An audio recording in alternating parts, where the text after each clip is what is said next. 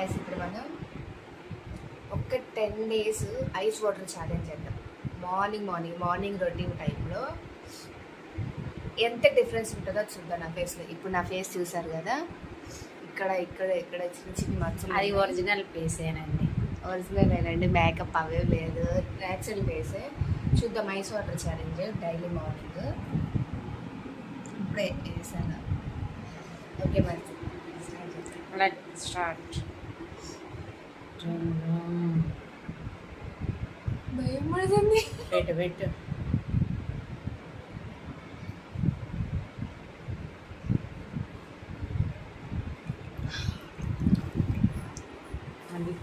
మళ్ళీ